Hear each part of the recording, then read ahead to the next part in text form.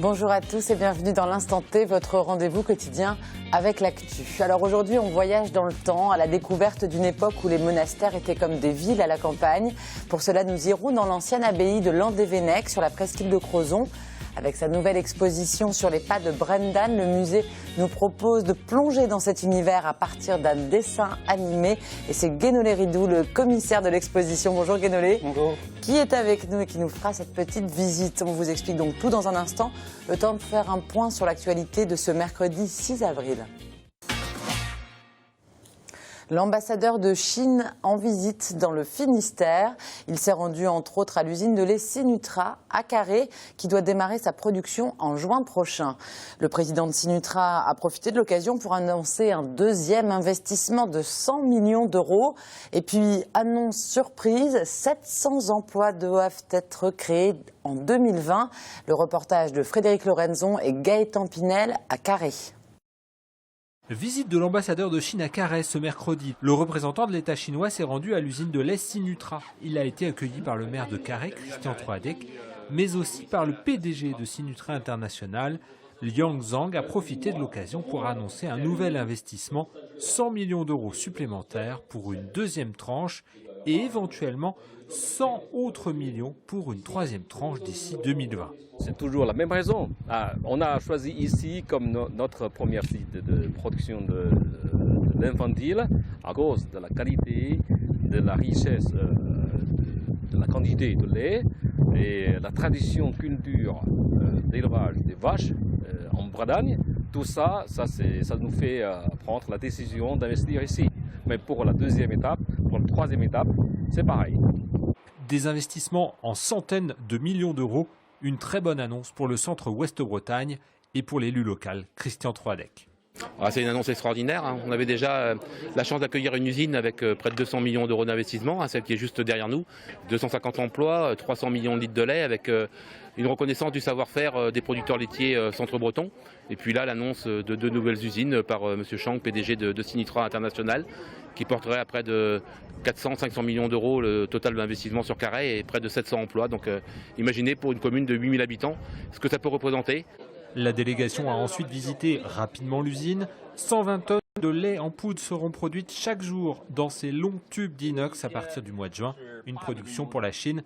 Reste la question de la logistique. Par où transiteront les 2000 containers annuels? Pour nous, ça sera parti de Brest. Et après, Brest, il amène nos produits par le Havre ou par notre port ou direct.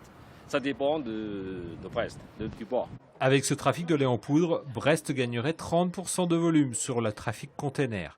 Sinutra va employer 200 salariés à Carhaix d'ici la fin de l'année. Le groupe espère faire 1,2 milliard de chiffre d'affaires.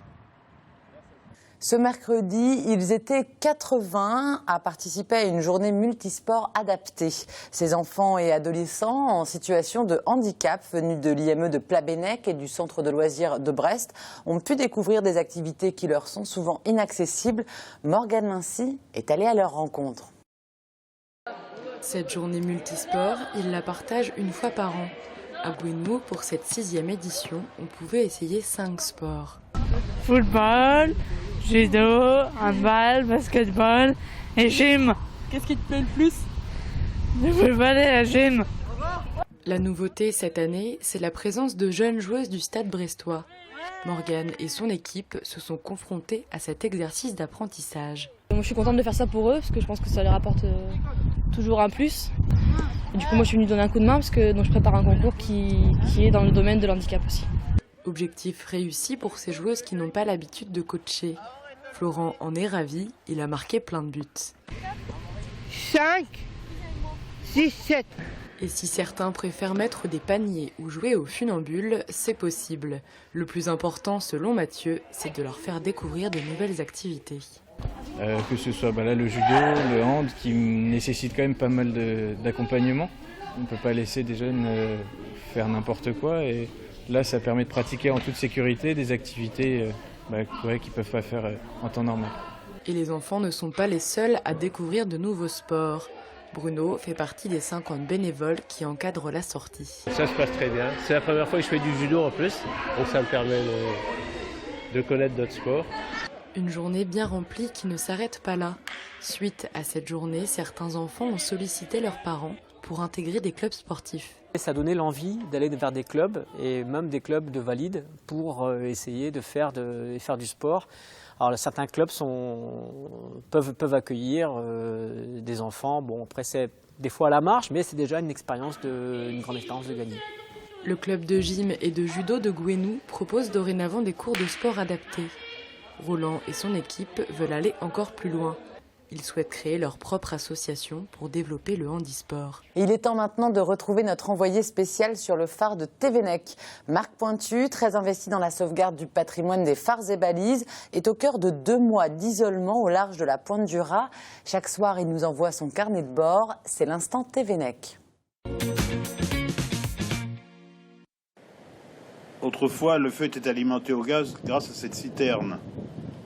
Et l'accès étant très difficile, évidemment, la recharge de la citerne n'était pas chose aisée. Donc, une tranchée a été pratiquée dans la terrasse qui contient un tuyau. Et puis après, toute une construction en équilibre avec des remblais de ciment et de pierre qui permet d'acheminer le tuyau tout le long de la pente. Alors on aperçoit le tuyau ici. Il y a bien des endroits c'est abîmé évidemment. Et tout cela débarque au bord de l'eau. Encore un peu de tuyau qui apparaît. Voilà, où autrefois était un quai. Alors ce quai était très abîmé par les tempêtes. On voit ici un morceau dans l'eau qui a été arraché du quai. Eh bien écoutez, de Thévenec, et je vous dis à bientôt. Voilà, et tout de suite on remonte le temps jusqu'au Moyen-Âge avec notre invité. Guénolé Ridou, vous êtes commissaire de l'exposition sur les pas de Brendan. C'est une exposition donc, qui se tient dans le musée de l'ancienne abbaye de Landévennec jusqu'au mois de novembre. Une exposition qui se veut ludique et enjouée puisqu'on y suit un personnage de dessin animé qui s'appelle Brendan. Alors c'est qui ce jeune Brendan ? Alors Brendan, c'est un enfant moine qui vit au monastère de Kells dans les années 800. Il a une douzaine d'années et en fait dans le monastère il apprend l'enluminure parce que c'est la grande période de l'enluminure où on décore les manuscrits donc, dans les abbayes. Et c'est un personnage qui était assez intéressant parce que en fait il évoque aussi un peu l'histoire de l'abbaye de Landévennec. Kells, c'est en Irlande, cette abbaye dont on parle dans le dessin animé. Et donc oui, c'est assez similaire finalement les conditions au Moyen-Âge entre ces deux abbayes. Voilà, en fait à Kells on a un grand scriptorium, donc un atelier d'écriture qui est important, dans lequel on décore des manuscrits, dans lequel on copie des livres, et à Landévennec également. Et puis à Kells comme à Landévennec, on a très peur des Vikings parce que c'est vraiment la période viking et les deux abbayes vont être attaquées par les Vikings. Donc Brendan va partir en exil pour sauver le livre de Kells, l'un des plus beaux manuscrits de l'enluminure médiévale. Et puis à Landévennec en 913, de la même manière, les moines vont quitter le monastère et emporter avec eux un certain nombre de manuscrits. Alors, on y apprend beaucoup de choses, alors à la fois sur les livres, sur les manuscrits de l'époque, mais aussi sur la vie des enfants dans les monastères au Moyen-Âge, et ils y entraient très jeunes, Guénolé. Voilà, alors il faut savoir qu'à partir de 4-5 ans, on pouvait arriver au monastère, en fait, et on commençait son apprentissage vers l'âge de 7-8 ans. En fait, on apprenait à lire, et puis ensuite à écrire, et puis ensuite à devenir moine, simplement. Ce qui est assez intéressant, c'est que à Landévennec, on va retrouver des traces de la présence de ces enfants. Alors, on va retrouver des flûtes, on va retrouver des petits jeux. Et puis, ce qu'on s'était dit aussi, c'est que c'était une manière, ce dessin animé, de rentrer un peu comme on serait rentré enfant dans un monastère. En fait, regarder la vie d'un monastère au Moyen-Âge avec les yeux d'un enfant. Et donc, on va avoir des activités ludiques à faire en famille, entre adultes aussi, pour jouer comme on jouait au Moyen-Âge. Alors, c'est ça, par exemple, on voit, alors là, la clé qu'on voit, parce que c'est une clé qu'on voit à l'image, cette clé, on peut, alors c'est pas vraiment un jeu, mais en tous les cas, ça apparaît dans le dessin animé, on peut donc ouvrir une porte, s'amuser à ouvrir une véritable porte avec. Voilà, alors ça c'est un objet dont on est assez fier, c'est un objet qui est rare, c'est un objet en bois, normalement ça se conserve pas aussi longtemps, là ça date du XIe siècle, donc c'est c'est extrêmement ancien.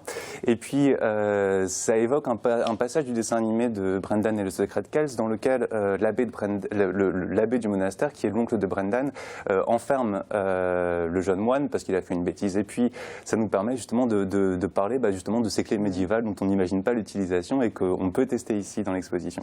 Donc les billes, une sorte de jeu de morpion que vous avez reproduit, et donc c'est ça, tout au long du parcours, on peut jouer à ces jeux. Cette exposition, vous voulez aussi la transporter hors des murs de l'ancienne abbaye de Landévennec. Vous voulez la transporter où et pour qui ? Alors ça, effectivement, c'est un projet qu'on a.